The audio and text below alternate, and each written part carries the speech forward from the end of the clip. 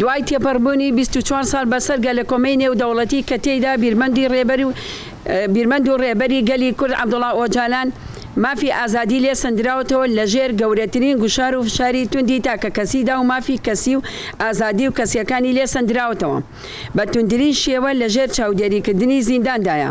بێ لە بەرچاوگرتنی مافەکان لە دیداری پارێزەران و خێزان و ڕەتکردنەوەی هەموو دیدارێک تەنانەت مافی خوێندنەوە و نووسینی وەک مرۆڤێکی ئاسایی پێنادرێت. هاوکات 21 مانگە هیچ هەواڵێ لە ژیانی ئەو ڕێبەرە نازانرێت و هیچ هەواڵێ لە ئیمراڵیەوە نییە.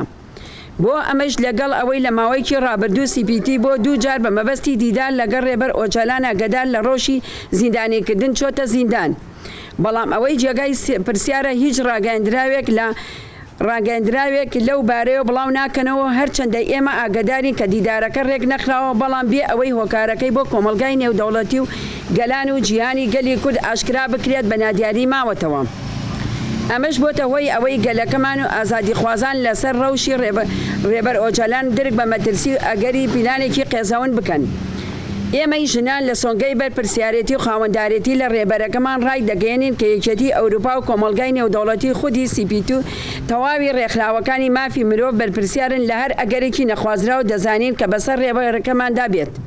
و پێمان وایە ئیمراڵی تەنیا زیندانێکی ئاسایی نییە و ناوەندێکە بۆ سەرکوتکردن و هەوڵدان بۆ شکاندنی بێ ئیرادەکردن و گەلەکەمان کە هێزی بوون و مانەوە لەسەر پێوەستانی خۆی لە ئیمراڵیەوە وەردەگرێت ڕێبەرەکەمان بە سەرچاوی تێز و هێزی بۆ خۆمان دەبینین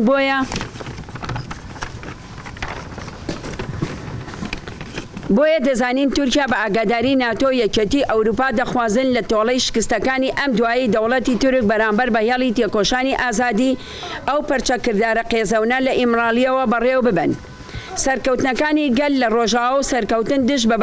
دژی بە بەکارهێنانی چەکی کیمیاوی شکستی تورکیا بە پیلانگەڕی قێزەون لەسەر ڕێبەر ئۆجالان وەڵام دەدەنەوە. بۆیە ئێمە وەکو ژنانی باشووری کوردستان هەڵوێستە و خەبات و بێوچانمان لە پێناو ئازادی ڕێبەرەکەمان بە ئەرکی خۆمان دەبینین و بەڵێنی بڵندکردنی تێکۆشانی خۆمان تا دوان نەفەس دەدەین. ڕوونبوونەوەی دۆخی ڕێبەر ئۆجالان دەکەینە ئەرکی لە پێشینەمان لەم سۆنگەیەوە داوا لە ژنانی ئازادیخواز و کۆمەلگا بەگشتی دەکەین کە هاوخەباتمان بکەن. سەفەربەریانە لە ناو و دەرەوەی وڵات بێنە دەنگ و تا ئەو کاتەی سیپیتی ناچار بکەین جارێکی تر سەردانی ئیمراڵی بکات ڕازگۆیانە دوان راپۆرتی خۆیان لەسەر ڕەوشی ڕێبەر ئۆجالان بۆ گەلەکەمان ئازادیخوازان ئاشکرا بکەن. ڕێکخراوی ژنانی ئازادی کوردستان ڕەژاک 11/12/2022